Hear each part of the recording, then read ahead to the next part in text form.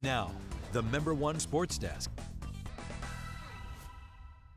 While the Virginia Tech women have already started ACC play, they ended their non-conference slate with next-door neighbor Radford Sunday afternoon. Hokies have won 12 straight games in this series dating back to 2006. The Kentley family in attendance, and Raven certainly bringing the energy. Tech ready to roll, and so is the winningest coach in Radford history, Mike McGuire.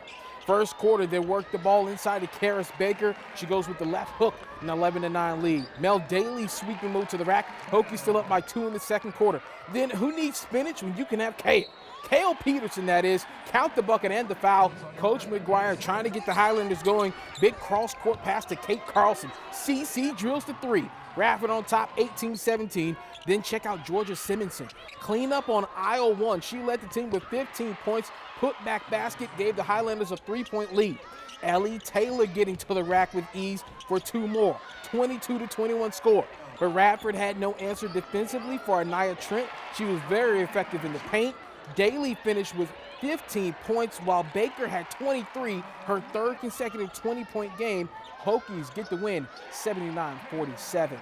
Also in the NRV, another in-state battle as VMI traveled to Radford. The Keydets have won 2 in a row with 4 players averaging double figures, while the Highlanders coming off a road loss at William & Mary. Back and forth game between these two. Linus Holmstrom had the hot hand. Dagger 3-pointers here, but he can also drive it inside too. Check out the acrobatic layup. Count it, and the foul in the 3-point play had VMI ahead 21-15.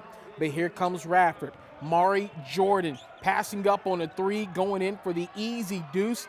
Then off the bench, Lucas Walls takes advantage of the 3. T-shirt time, we're tied 25 apiece. Wasn't long before Zach Chu's squad put together a 10-0 run. Jalen Johnson with 2 triples. Highlanders up by 4. He had 23 points. Dennis Parker Jr. dropped 26. Radford gets the home win 97-90 in what was a great battle at the Dedman Center. College football history took center stage last night when JMU played on the sport's biggest stage, the college football playoff against Oregon. The Dukes showed fight, but the Ducks quacked back in a very big way. Out to Autzen Stadium to have a look at this one. Dukes were trailing 6-0, but they drove the field on their first offensive possession, and they got a field goal out of it, 6-3. However, Oregon would put up 28 unanswered points. De'Ara Hill Jr. would find a seam and wiggle down the left sideline here for the 56-yard touchdown run, 20-3 lead. Later, Dante Moore to Jeremiah McClellan, 20-yard touchdown, 34-3 at halftime. Second half, JMU actually outscored Oregon 28-17 by forcing turnovers and making some great scoring plays. Not enough. Oregon wins 51-34. I think we needed to play our elite football. We needed to play our best football the entire year. We needed to match up really well with them and play an aggressive style. And there were moments when we did and moments that we did not.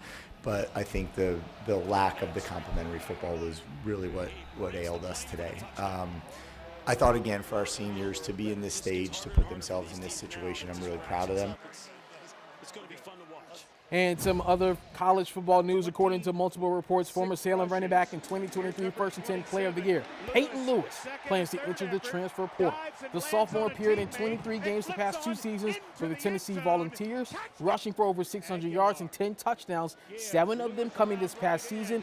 You'll recall a few years ago, Penn State was on his short list when James Franklin was there, possibly a homecoming in the making in Blacksburg.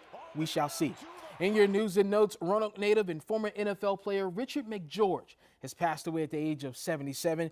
The Carolina Panthers take first place in the NFC South with a home win, and it's feared that Chiefs backup Gardner Minshew has tore his ACL in Sunday's loss to the Titans.